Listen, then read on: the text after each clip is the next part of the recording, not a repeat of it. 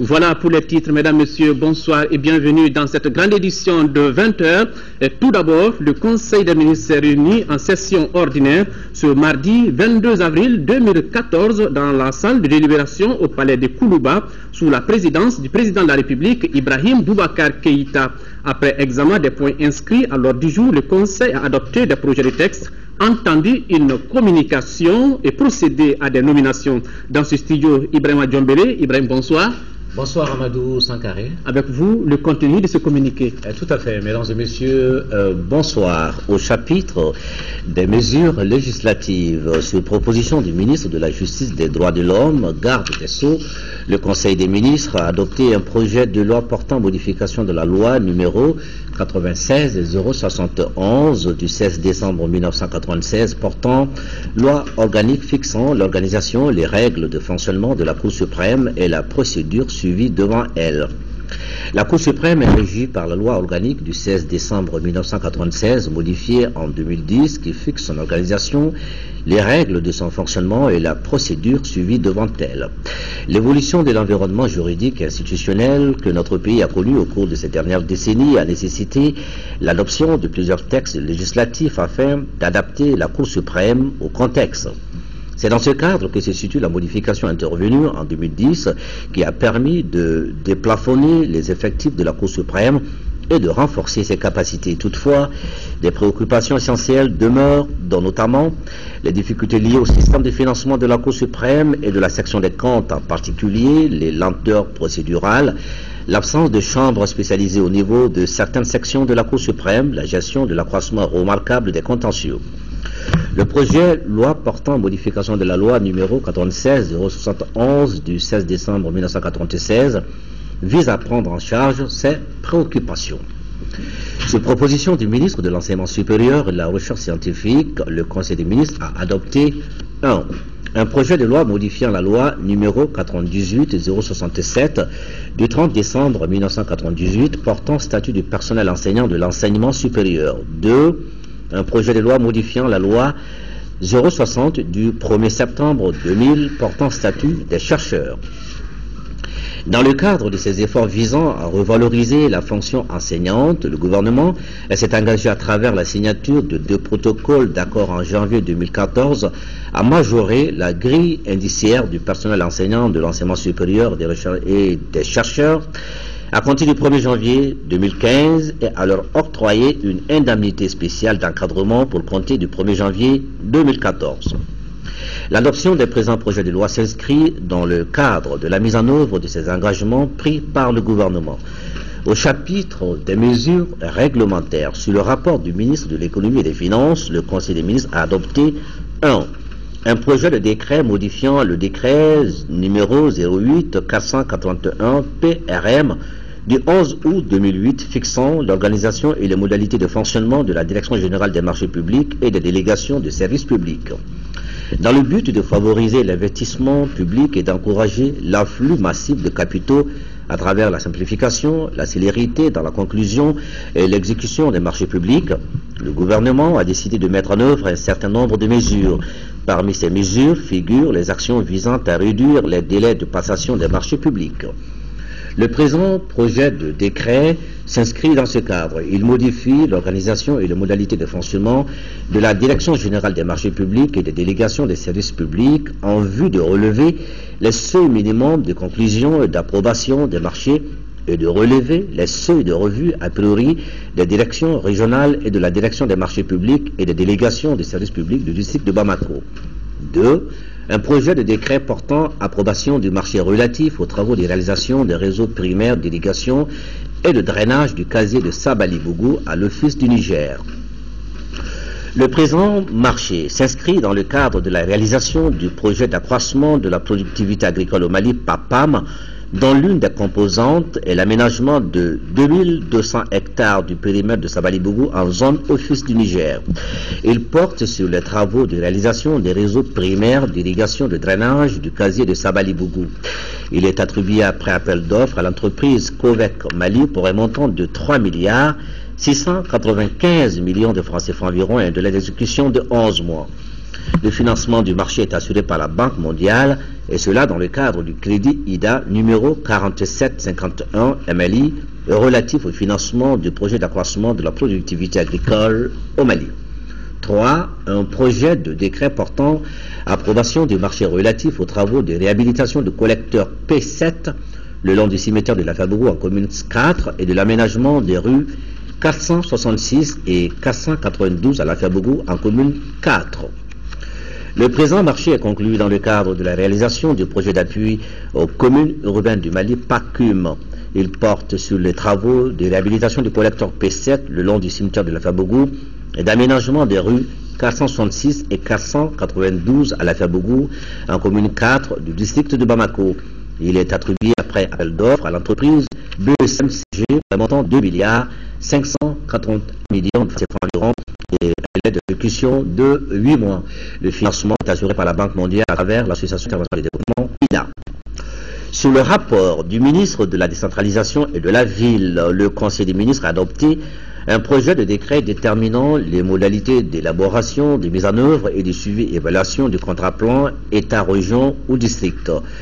Le contrat plan État-région ou district est une convention par laquelle l'État et une collectivité territoriale s'engagent sur la programmation et les financements pluriannuels de projets structurants d'envergure régionale ou du district. Il peut également comporter un volet territorial relatif à des projets d'intérêt communal, local, régional ou interrégional. Il constitue un instrument pour renforcer les capacités des collectivités, régions ou districts en matière d'analyse économique de leur territoire, de définition de stratégies et de programmes de développement. Il permet également de renforcer les dotations budgétaires par région ou district, tout en garantissant une prévisibilité de ces ressources sur une période de 5 ans en articulation avec le mandat des conseils régionaux. Le présent projet de décret vise à déterminer les modalités d'élaboration, des mises en œuvre et de suivi du contrat plan État-région ou district. Il s'inscrit dans le cadre des nouvelles orientations de la politique de décentralisation qui confère un rôle central à la collectivité région dans la maîtrise d'ouvrages du développement régional et fait de la régionalisation une nouvelle opportunité pour un développement équilibré du pays. Au chapitre des mesures individuelles, au titre de la présidence de la République. Le président de la République a informé le Conseil des ministres de la nomination de M. Modibo Keïta en qualité de haut représentant du chef de l'État pour le dialogue inclusif intermalien et de M. Cheikh Sidi Diarra en qualité de président du comité d'organisation du sommet Afrique-France de 2016. Le Conseil des ministres a procédé aux nominations suivantes. Au titre de la primature, secrétaire général du gouvernement, conseil technique, M. Abel Diarra, magistrat, M. Mahamadoun Touré, administrateur civil. Au titre du ministère de la Défense et des Anciens Combattants, directeur adjoint du service social des armées, lieutenant-colonel Amara Doumbia. Au titre du ministère de l'Économie et des Finances, inspecteur à l'inspection des finances, M. Amadoun Maïga, inspecteur des finances. Au titre du ministère du Travail, de la fonction publique et des relations avec les institutions, directeur du Centre national des concours de la fonction publique, M. Mahamadou Tapa, administrateur civil. Au titre du ministère de la décentralisation et de la ville, conseiller technique, M. Bakari Amadou Bagayoko, administrateur civil, M. Mamadou Wan, ingénieur des constructions civiles. Chargé de mission, Madame Nana Aïcha Sissé, assistante sociale, M. Oumar Santara, juriste. Au titre du ministère de l'Industrie et de la Promotion des Investissements, secrétaire général, M. Youssouf Maïga, ingénieur de la statistique. Au chapitre des communications, au titre du ministère de l'Urbanisme et de l'Habitat, le Conseil des ministres a examiné une communication relative aux mesures envisagées pour libérer les servitudes de certains cours d'eau non flottables du district de Bamako. Les occupations illicites des domaines publics et privés de l'État ont atteint des proportions inquiétantes dans notre pays. Elles portent sur les emprises et les servitudes des domaines ferroviaires, des cours d'eau, des forêts classées, des zones agricoles, des zones de pâturage, des édifices publics et des équipements collectifs, particulièrement dans le district de Bamako et ses environs.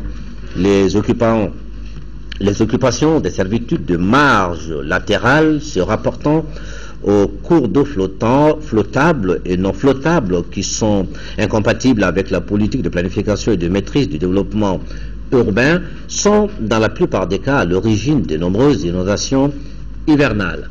Dans le district de Bamako, 3 cours d'eau sont prioritairement concernés. Il s'agit de Woyo-Wayanko en commune 4, du Tengolé et du Molo-Balini en commune 1. Face à la situation, le gouvernement envisage la mise en œuvre de certaines mesures afin d'éviter de futures inondations ou en réduire les risques et les effets. Au nombre de ces mesures figure une vaste campagne d'information, de communication et de sensibilisation sur les occupations illicites des domaines publics et privés immobiliers de l'État sur toute l'étendue du territoire national, des rencontres et actions de sensibilisation ciblant les personnes concernées par cette opération de libération et de ses suites, la prise de sanctions contre les auteurs de la délivrance des documents administratifs d'occupation de ces servitudes et les agents ayant concouru à cette situation, la libération totale des servitudes des cours d'eau non flottables identifiés comme un risque immédiat pour le district de Bamako, la mise en œuvre de mesures d'accompagnement de déguerpis, le surcreusement du chenal des cours d'eau, l'aménagement des servitudes libérées. Amadou Sankari, c'est tout donc pour le Conseil des ministres d'aujourd'hui. Merci Ibrahima Djombele. Restez avec nous pour être tout à fait complet. Juste après ce Conseil des ministres, le ministre de la formation professionnelle, porte-parole du gouvernement, a animé un point de presse relatif aux grandes lignes de ce Conseil. Ces grandes lignes concernent par exemple des innovations concernant la Cour suprême, l'enseignement supérieur, les mesures pratiques à prendre avant l'hivernage pour éviter les dégâts en cas d'inondation. Compte rendu, Mahamadou Doumbia. Pour ce point de presse, le ministre de l'Emploi et de la Formation professionnelle, porte-parole du gouvernement, a rappelé à la presse les grandes lignes du Conseil des ministres. Ces points concernent par exemple des innovations concernant la Cour suprême, la direction des marchés publics et l'aménagement des villes. Il s'agit notamment du renforcement de la Cour suprême en tant qu'institution. Le président de cette Cour-là est doté d'un cabinet pour l'assister. Son secrétaire général voit élargir donc ses attributions. Des précisions sont apportées en ce qui concerne l'organisation du greffe. Il y a la création de nouvelles chambres, l'allègement du rabat d'arrêt, la création d'une chambre de référé au niveau des sections administratives et judiciaires, la section des comptes est mieux étoffée et l'accroissement des contrôles de performance au niveau de la section des comptes, ainsi que l'institution d'une assemblée consultative commune à toutes les sections. En ce qui concerne la direction générale des marchés publics, on a pris un certain nombre de mesures qui sont notamment la soumission en fin septembre à la direction générale des marchés publics et de la délégation de services des plans de passation des marchés publics de l'année budgétaire suivante et l'autorisation du lancement des dossiers d'appel d'offres dès l'adoption par le Conseil des ministres du projet de budget d'État. Donc, dans le souci de favoriser l'investissement public par une consommation accrue des crédits budgétaires inscrits dans l'année, d'accélérer les décaissements des fonds mis à disposition par les partenaires au développement pour les projets et programmes prioritaires du gouvernement et d'encourager l'afflux de capitaux à travers la simplification, la célérité dans la conclusion et l'exécution des marchés publics.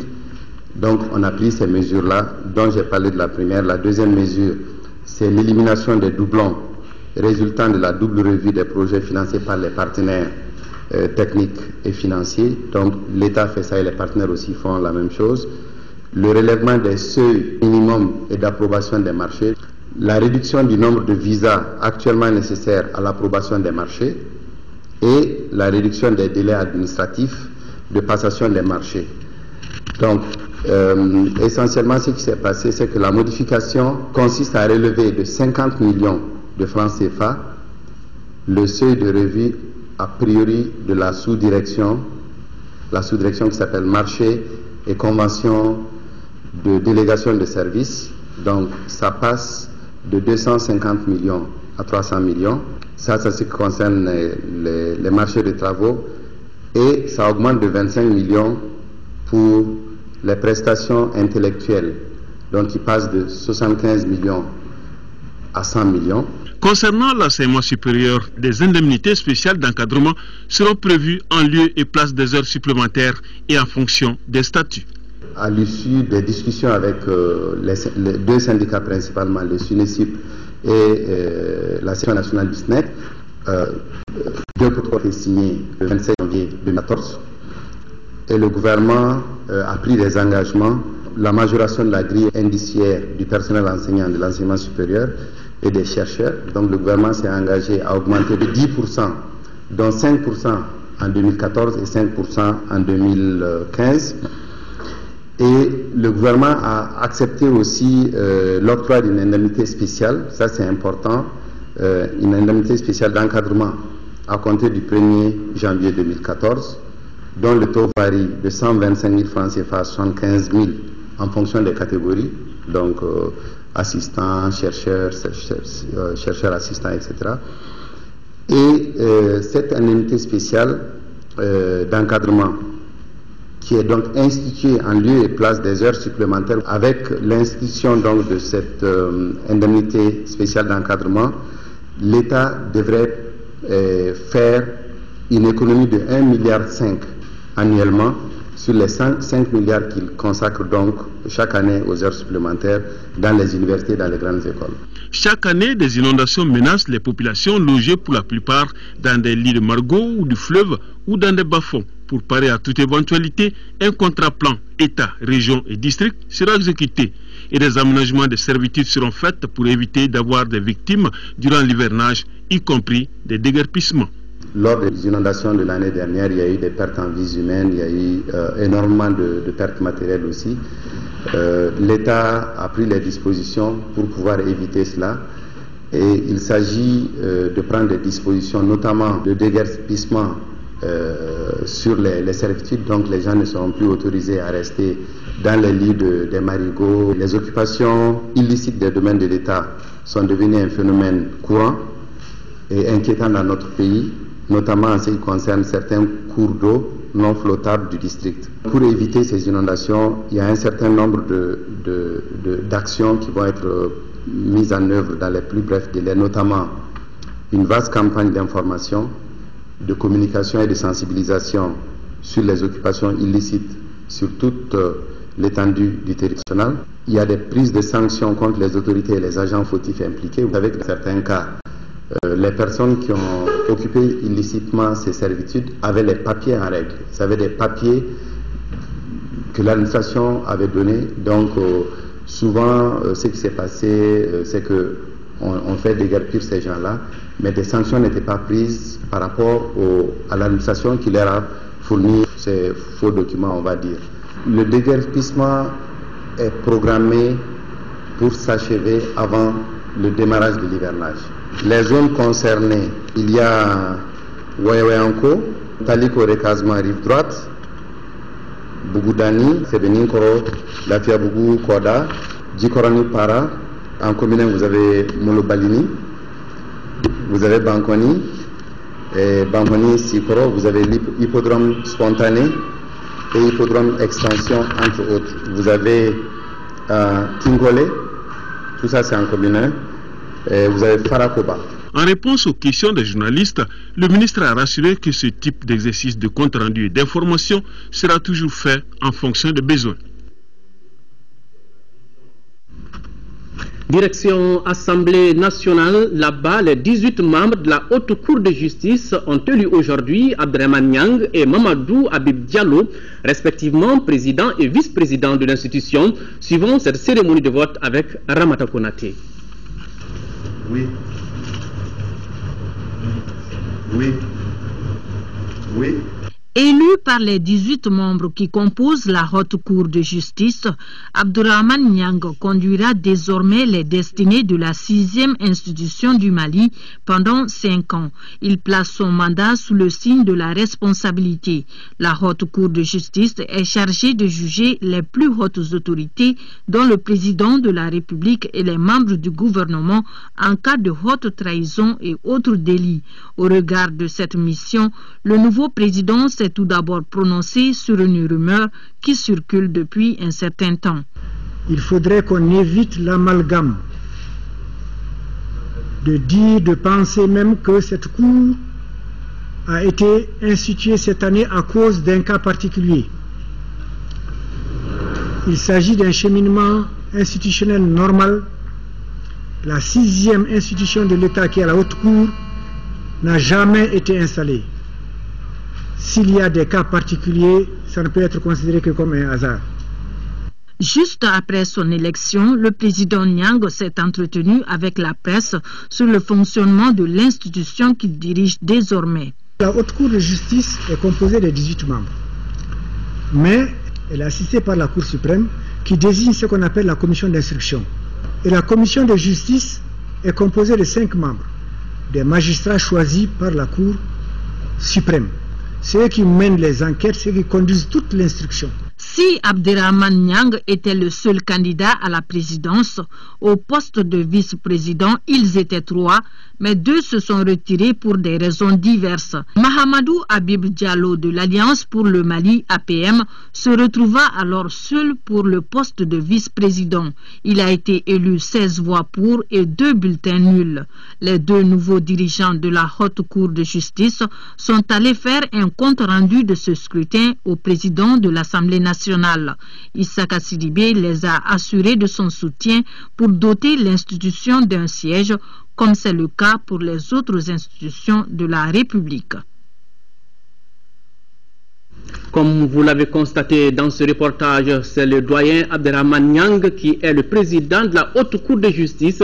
Celui qui est à la tête de la 6e institution est détenteur de plusieurs diplômes, dont la maîtrise en philo-piscopéda de l'École nationale supérieure de Bamako. C'est aussi un homme expérimenté qui a été pendant plusieurs années consultant des Nations Unies en matière d'élection et de bonne gouvernance. Le portrait de l'homme, c'est avec Ramata Konaté. À 73 ans, le doyen des députés Abderrahmane Niang devient le président de la Haute Cour de justice. C'est un sortant de la section philo-piscopéda de l'École normale supérieure de Bamako et diplômé de sciences politiques de l'École supérieure du PQS de Moscou. Quelques années après, il devint consultant des Nations Unies en matière d'élection et de gouvernance de 1992 à 2013. Durant cette période, il a animé des ateliers et conférences dans plusieurs pays africains. S'agissant de sa carrière politique, Abderrahmane Niang a été député il y a 34 ans sous les couleurs du parti UDPM. Des décennies après, l'homme se représente aux législatives de 2013 et y sort gagnant.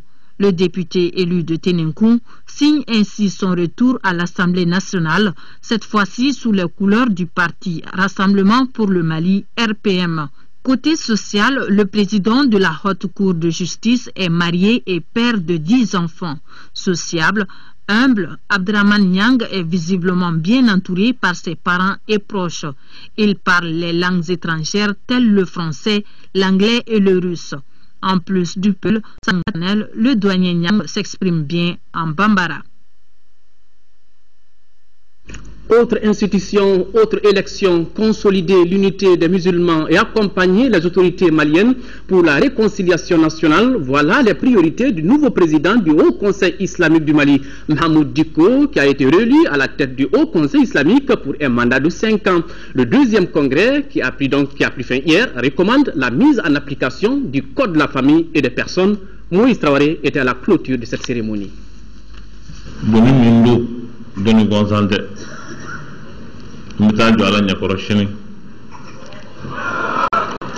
Estimant la responsabilité et le poids de la charge, le président conduit a du mal à arrêter seulement. Cheikh Mahamoud Dicko est de nouveau investi de la confiance de la communauté musulmane du Mali.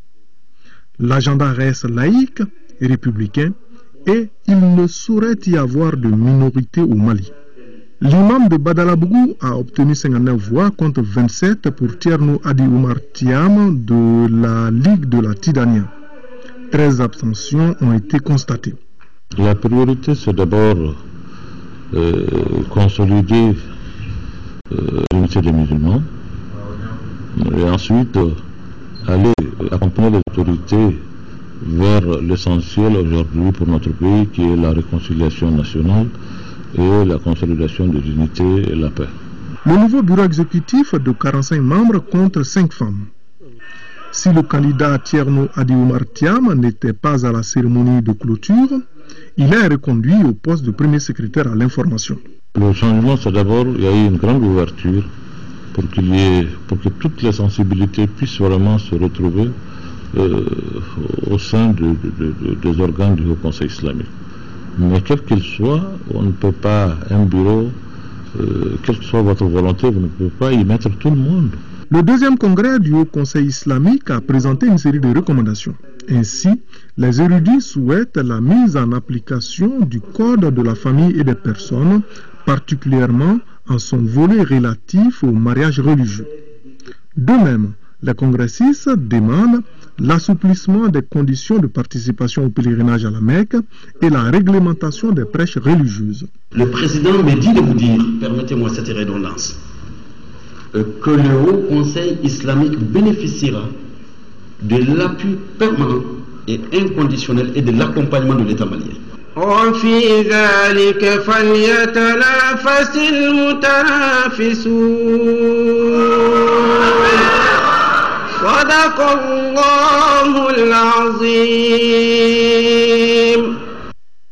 Le ministre des Affaires religieuses et du culte convie en réunion les représentants des agences de voyage impliquées dans l'organisation du Hajj le jeudi 24 avril 2014 à 10h à son département 6 à la cité administrative Bloc 3. Hors du jour, prise de contact compte tenu de l'importance de la rencontre, la présence des sources est vivement attendue. Voilà, nous venons juste d'avoir les images. Le président de la République, Ibrahim Boubacar Keïta, vient d'arriver à Fès au Maroc. Le chef de l'État est l'invité du roi Mohamed VI au Salon international de l'agriculture qui s'ouvre ce jeudi à Meknès. À son arrivée, le président Ibrahim Boubacar Keïta a été accueilli par le Premier ministre marocain avant de recevoir tous les honneurs dus à son rang. Voilà, au cours de son séjour, Ibeka visitera le centre de formation des imams maliens à Rabat et certains sites touristiques. Les échos de cette visite présidentielle avec nos envoyés spéciaux dans nos prochaines éditions. Les travaux du Forum de solidarité internationale issu des migrations viennent de prendre fin. Les participants ont formulé plusieurs recommandations, notamment la création de la Banque des Maliens de l'extérieur. Youssouf Diakité. La facilitation de l'accès des Maliens de l'extérieur aux documents de voyage, la création d'une banque des Maliens de l'extérieur.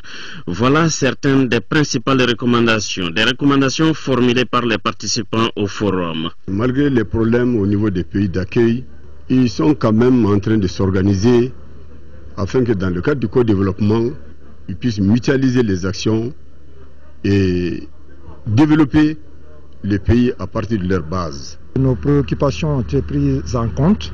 De deux, la contribution des uns et des autres était à la hauteur. Bon, ça nous a permis surtout sur quelques points, à savoir la dissipation du climat entre les habitants de nos zones et puis les décideurs. Ça, c'est d'abord un atout. Bon, la création d'une future banque des Maliens de l'extérieur, ça aussi c'est un atout. En même temps, le renforcement des capacités des ayants droit des Maliens de l'extérieur.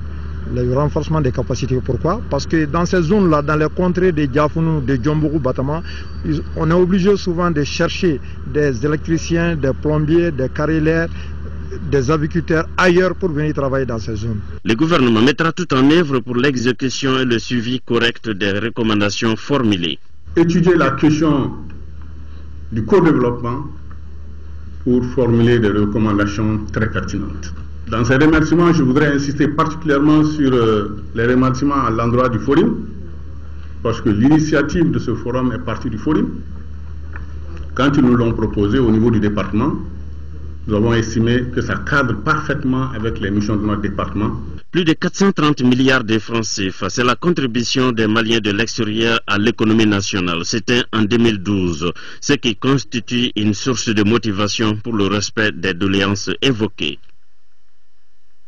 Économie encore. Les experts de l'Organisation mondiale des douanes sont en conclave au Mali pour renforcer les capacités des cadres douaniers en leadership et management. Et c'est Mariam Sagara qui nous en parle. Pour la toute première fois, l'Organisation mondiale des douanes organise une telle formation pour l'Afrique occidentale et centrale. La primauté offerte au Mali est un choix pour supporter et payer les efforts exceptionnels fournis par les cadres et agents douaniers pendant et après la crise. Ce programme conçu par l'Organisation mondiale des douanes et un certain nombre d'universités et spécialistes du secteur privé en la matière est un programme offert à tous les pays de l'Organisation mondiale des douanes. Nous avons fait un choix de supporter les administrations douanières qui se sont montrées décidées pour pousser la réforme douanière. Nous sommes tout à fait conscients que vous avez fait un bon travail, que vous avez suivi les recommandations de l'OMD qui viennent de différentes sources. Grâce à cette détermination de l'administration douanière, l'OMD a manifesté son soutien indéfectible pour le futur des douanes au Mali.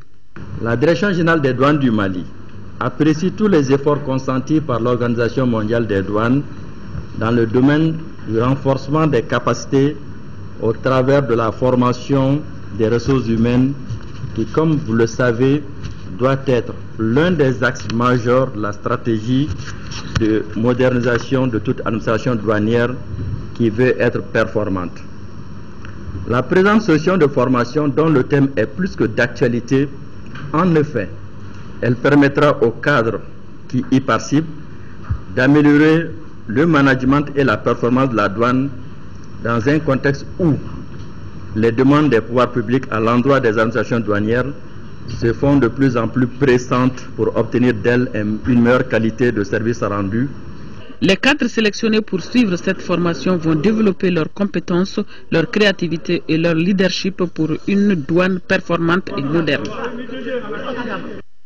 Les soldats de l'économie, toujours le monde des affaires, la Bank of Africa Mali a enregistré de grandes performances en 2013. C'est la principale information donnée au cours d'une assemblée générale des actionnaires de l'institution. Le bilan connaît un taux d'accroissement de 46%, compte rendu à Gali Agagissa.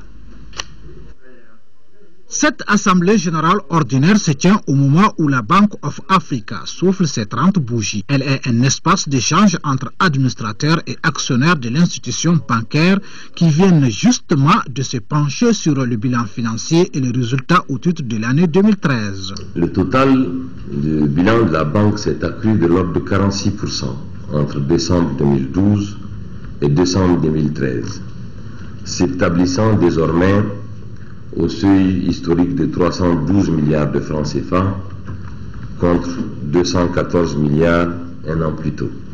Pour la première fois, le produit net bancaire de notre établissement a atteint le seuil record de 20 milliards de francs CFA au 31 décembre 2013 contre 17 milliards l'année précédente. Ceci a permis donc à notre établissement de connaître aussi un résultat d'exploitation, je dirais, tout particulier, de 3,4 milliards de francs CFA, permettant la réalisation des résultats nets après paiement d'impôts de 2 milliards 230 millions de francs CFA. Des résultats atteints dans les règles de l'art selon le commissaire aux comptes. Autre temps fort de cette assemblée, le vote des résolutions parmi lesquelles figure la cooptation des nouveaux administrateurs. Nous avons décidé de proposer à l'Assemblée ce jour la distribution d'un dividende de 21% du capital, soit 1,512 milliard de francs CFA, un dividende brut de 2100 francs CFA, correspondant à une rémunération nette d'impôt de 1890 francs CFA par action de 10 000 francs CFA. Le paiement de ces dividendes s'effectuera au siège social à compter du 2 mai 2014. Les résolutions ont été adoptées à l'unanimité par les actionnaires présents à cette Assemblée générale ordinaire. Journée d'échange sur la politique d'éradication du mariage précoce en Afrique de l'Ouest. Le sujet regroupe depuis ce matin les acteurs de la société civile. La rencontre qui est organisée par le Forum des organisations de la société civile en Afrique occidentale en partenariat avec l'APDF permettra de révisiter la politique nationale sur le mariage précoce. Compte rendu Fatoumata Kone. Le mariage précoce, un phénomène qui préoccupe la société civile et interpelle l'opinion publique. Pour éradiquer ce fléau, l'APDF, en partenariat avec le Forum des organisations de la société civile en Afrique occidentale, a organisé cette rencontre. Le but de la journée, discuter du sujet en vue d'améliorer les textes sur le mariage précoce et la protection des droits de l'enfant. L'activité permettra également de sensibiliser les communautés et les parties prenantes à tous les niveaux. Nous pensons que tous les instruments de la CEDEAO relatifs aux droits des femmes et particulièrement du droit aux droits des enfants devront être revisités afin que nous puissions dans tous nos pays, en particulier au Mali, faire en sorte que la question du mariage précoce soit attaquée à tous les niveaux. Le mariage précoce qui constitue une tradition, je le mets en guillemets, dans certaines ethnies, donc est appelé à ne plus perdurer au Mali quand nous allons discuter de ces inconvénients beaucoup plus parce qu'il n'a pas d'avantage. La situation du mariage précoce au Mali, la politique du Mali en matière de lutte contre le mariage précoce, les lois nationales et les engagements régionaux et internationaux pris au Mali. Ce sont là, entre autres sujets, qui seront débattus au cours de cette journée. Les mariages précoces, c'est des phénomènes qui persistent dans notre société. C'est une forme de violence, une discrimination fondée sur le sexe et sur les rapports de force inégaux entre hommes et femmes. Il s'accentue de nos jours avec les crises financières. Il faut trouver les arguments pour élaborer une politique. Je crois que ça c'est une bonne chose, une bonne initiative quand on dit que c'est déjà une démarche politique qui commence aujourd'hui. Et la dynamique elle est partagée. La rencontre regroupe une cinquantaine de participants. Ils doivent contribuer à leur façon à la relecture de la politique nationale sur l'éradication du mariage précoce. Un tour à Ségou, une mission composée des membres de la coopération espagnole et de la FAO était en 4e région. L'objectif de la mission était de s'enquérir des résultats du projet Amélioration de la production de riz en Afrique de l'Ouest. À Dioro et à San, la délégation a visité les installations et a rencontré les bénéficiaires directs du projet. Compte rendu Kandesilla.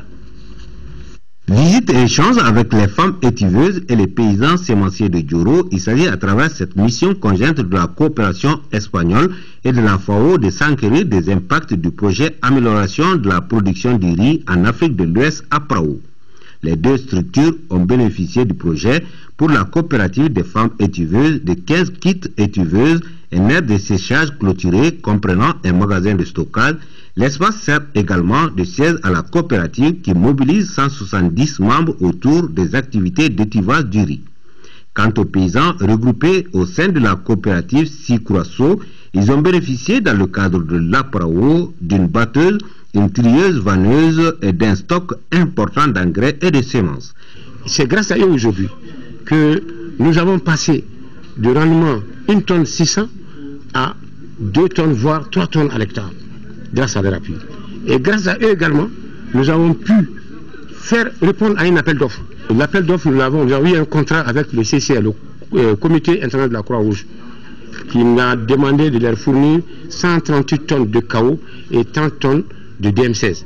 Cette mini-rizerie, réalisée à plus de 89 millions de francs CFA avec une contribution de l'APRAO, a permis aujourd'hui aux riziculteurs de sang d'avoir du riz de qualité compétitive sur les marchés. On est très content et très heureux de voir les bons résultats du projet. Le projet APRAO est déjà fini, mais nous allons transmettre les besoins et ce qu'on a vu ici pour voir des possibilités, même de la coopération espagnole ou des autres bailleurs pour voir comment continuer l'appui. C'est donc très réconforté que les bénéficiaires directs du projet APRAO ont reçu la délégation. C'est aussi à juste titre qu'ils ont demandé la poursuite du projet pour consolider les acquis. L'école de Guénikoro dans la commune rurale de Madina, cercle de Kita, s'appelle désormais groupe scolaire Awa Djigi Diakité. La cérémonie de baptême a eu lieu lors des festivités du 50e de la dite école. Envoyés spéciaux Karunga Konate et Batraori. Journée des grandes mobilisations sociales, c'est 20 avril 2004 à Guéninkoro. Logé en vaut la chandelle. L'école du village a aujourd'hui 50 ans. Les populations de Filadougou ont voulu donner un cachet particulier à cet événement.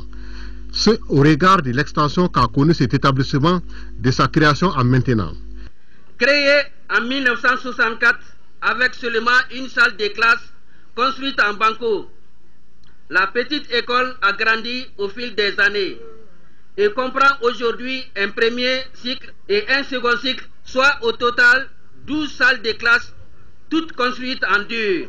Le nombre des enseignants, qui n'était qu'un seul en 1964, a progressivement augmenté et compte aujourd'hui 12 maîtres. Les festivités du cinquantenaire ont été l'occasion pour les ressortissants de Guéninkoro de rendre un hommage à tous ceux qui ont œuvré pour le rayonnement de cette école.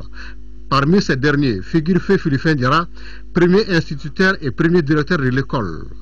Mais l'événement majeur de la journée a été le baptême de l'école, une école désormais dénommée Groupe scolaire Awa Djigi Diakité, chef de village et fondateur de l'école en 1964. Je voudrais demander à la jeune génération du travail, du courage, de l'audace, encore de l'audace. Je voudrais qu'elle prenne l'exemple sur la première promotion de cette école qui constitue pour moi le noyau de ce tissu social. Parlant justement de cette première promotion de l'école de Guéninkoro, il faut préciser qu'elle comptait 75 élèves. Aujourd'hui, 50 parmi eux sont en activité et ont pris part aux festivités. Après l'école, parlons santé. 30 millions de francs CFA, c'est le coût de réalisation de la maternité de Tadjana dans la zone de Sanankuruba. Cette infrastructure est le don de la fondation luxembourgeoise Raoul Folero Adama Koulibaly. La protection de la santé de la mère et de l'enfant est un souci des autorités communales de Sanankuruba. Dans leur partenariat avec la fondation luxembourgeoise Raoul Folero à travers l'association Entente de Tadjana, ces autorités viennent de construire une maternité dans le village de Tadjana à une quinzaine de kilomètres de Sanankuruba. L'infrastructure bâtie sur une aire de 900 mètres carrés va réduire les distances de déplacement des femmes de ce village vers d'autres centres de santé maternelle. Elle comprend une pharmacie, une salle de consultation, une salle de travail, le bureau des agents sanitaires, sans oublier la salle d'accouchement pour un coût total de 30 millions de francs CFA, carrément pris en charge par la fondation luxembourgeoise. La maternité est électrifiée à l'aide de panneaux solaires. Le centre sanitaire a été inauguré ce dimanche, en présence des autorités locales de Sanankuruba et de plusieurs personnalités invitées à la cérémonie d'inauguration. C'était l'occasion pour les représentants de l'État de saluer le résultat du partenariat et d'exhorter les populations à l'entretien de l'infrastructure. C'est le lieu pour moi d'exprimer toute ma reconnaissance à la fondation luxembourgeoise Raoul Folero en partenariat avec l'association Afelfel Mali et l'association Entente d'avoir bien voulu accepter construire ce joyau sanitaire au service de cette communauté. Il ne s'agit pas de construire l'infrastructure sanitaire, mais il faudra venir à l'entretien de ces joyaux architecturaux. Les villageois, à travers le comité de gestion de la maternité, à la fin de la fête de cérémonie, ont remis des attestations de reconnaissance à la présidente de l'association Entente et à la fondation luxembourgeoise. Désormais, un pont qui porte le nom de Maurice Soumano, notre confrère, c'est une initiative de l'association Kewale de Moribabougou. Par ce geste, l'association entend ancrer donc dans les mémoires le nom de celui qui s'est dévoué pour le patriotisme, la culture, du bon sens, la pérennisation de nos valeurs sociétales.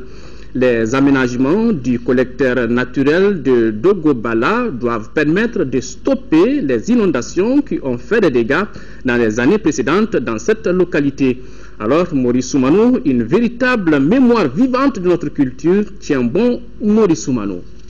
Plus de 10 millions et demi de francs CFA, c'est le montant mobilisé par les ressortissants du village de Fossé-Carté dans le cercle de Nioro ces 3 dernières années pour le développement de la localité. Reportage Nouhoum Sissoko.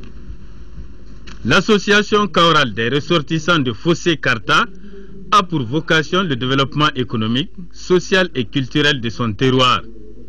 En 3 ans d'activité, elle a plusieurs réalisations à son actif. L'achat des médicaments pour le CESCOM de Fossé, le paiement des impôts des populations de Fossé-Karta de 2011 à 2013. L'implantation de l'antenne Orange Mali, grâce à un financement de votre président, Mamadou Ba, vous avez envoyé suffisamment de céréales pour une distribution gratuite aux populations de Fossé-Karta. Vous avez installé une pompe solaire. Pour les ressortissants de Fossé-Karta, le seul combat qui vaille chez eux actuellement est celui du développement de leur localité. Vous vous souciez de trouver des solutions à l'érosion qui menace aujourd'hui dangereusement le village. Vous avez déjà mobilisé assez de ressources pour faire les 3 ponts qui relient Nioro à Fossé de Karta, et les 3 ponts sans lesquels le village reste enclavé pendant un bon moment de l'année. Vous avez un projet de trouver un frigidaire et des panneaux d'alimentation pour le CESCOM et la construction de 6 classes, une direction, un répertoire, une adduction d'eau ainsi que la clôture de l'école. Cette assemblée générale a recensé les préoccupations du village de Fossé-Karta, des préoccupations qui seront prises en compte dans un plan d'action. À Sansandeng, la communauté musulmane se mobilise pour la paix. C'est à la faveur d'une ziara marquée par la lecture du Saint-Coran et des prières organisées le week-end dernier. Cette rencontre a regroupé les imams, les chefs religieux et les milliers et des milliers de fidèles musulmans. Reportage Pousseini Samaki. L'instauration d'une paix durable est une préoccupation de tous les fils du pays. C'est pourquoi la communauté musulmane a initié cette cérémonie de lecture et de prière dans la mosquée Zawiya de Sansandeng.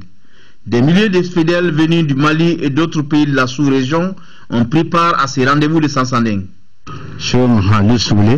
Mon frère Cheikh Mohamed Soukoulé a incité cette ziara. Nous le faisons à cause de Dieu et l'épanouissement de l'islam. Les bénédictions et prières visent la bonne entente entre les différentes communautés.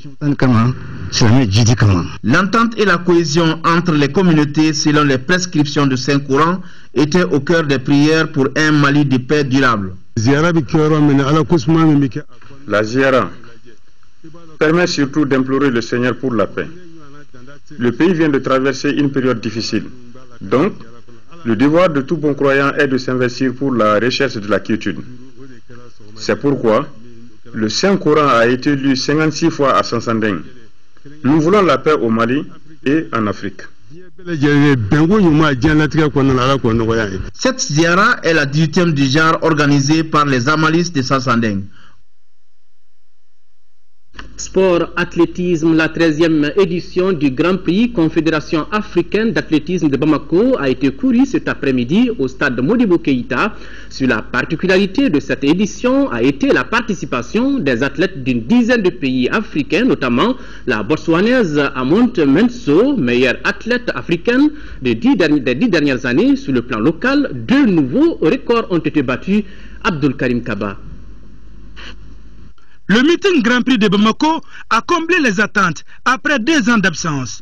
Les organisateurs et les représentants de la Confédération africaine d'athlétisme se disent fiers du déroulement de cette 13e édition du rendez-vous de Bamako. Sentiment de satisfaction totale. D'après ce qui vient de se dérouler, on a eu une très bonne organisation. Les officiels ont été à la hauteur. Les athlètes également ont fait de leur mieux.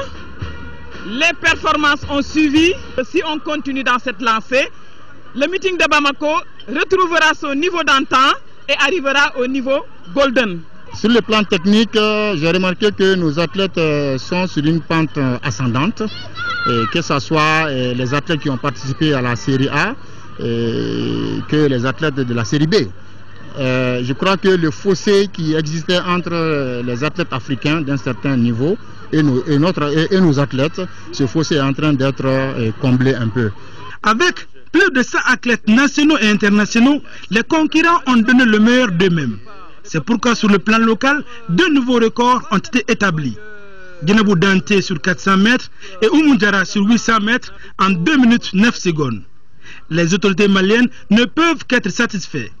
Ce qu'on a vu aujourd'hui doit amener la Confédération africaine d'athlétisme à relever le niveau du Mali, l'amener à son ancienne place, notamment le niveau or, Je pense que c'est ce qu'aujourd'hui le Mali recherche.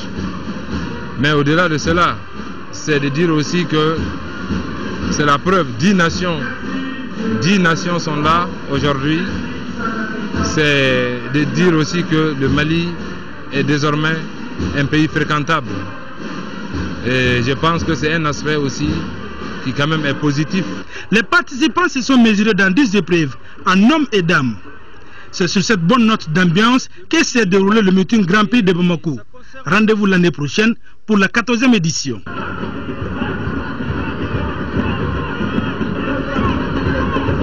Après l'athlétisme, parlons à présent de football. Championnat national de Ligue 1 hier au compte de la 16e journée. Les 11 créateurs de Niarela ont battu 1-0 l'AS Police. Auparavant, le stade malien de Bamako avait dominé l'office du RI Sport par 2-0. C'était au stade Mamadou Konaté, compte rendu Koumba Niambele. À l'entame de cette phase de retour, les Blancs de Bamako n'ont laissé aucune chance aux visiteurs de l'Office du Niger Sport. C'est à la 11e minute que Lamine Diawara, d'une tête piquée, allume la première bougie pour les Blancs de Bamako, son 10e but de la saison. À 1-0, la partie reste équilibrée jusqu'à la pause à cause de la maladresse des attaquants devant les buts.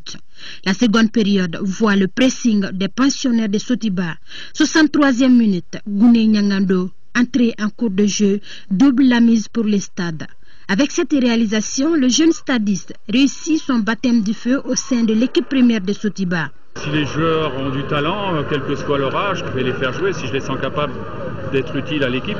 Là, le petit Nyangadou est rentré, premier ballon, il la met au fond, mais après, il a eu trop de pertes de balles. Bon, voilà, c'est son premier match. J'espère qu'il arrivera à corriger. Je suis à la recherche de joueurs offensifs qui ont du talent, donc lui, effectivement, fait partie des joueurs que je regarde de très près. Et c'est sur ce score de 2-0 que prend fin cette opposition entre le stade malien de Bamako et l'Office du Niger Sport. Le stade malien de Bamako, deuxième au classement, compte désormais 34 points plus 14. Quant à l'Office du Niger Sport, il caracole l'avantage de Niarela qui ont battu l'AS Police par le minimum d'1-0. Un match moyen dont l'ouverture du score intervient à la 20e minute par Lassine Soumaoro. 1-0 score à la pause. À la reprise, même scénario. Pour donner du sang neuf à leur équipe, les deux coachs procèdent à des changements. Mais les scores restent inchangés jusqu'au coup de sifflet final. Avec cette victoire, les 11 créateurs de Niarela occupent la 4e place avec 28 points plus 6. L'AS Police est 11e avec 18 points et un match en retard. C'est la fin de ce journal. Au nom de l'ensemble de la rédaction, merci de votre aimable attention. Pour le rendez-vous de demain, 10h, 13h, Kadiatou connaît et j'aurai le grand plaisir sur Plétadier de vous présenter les éditions du soir.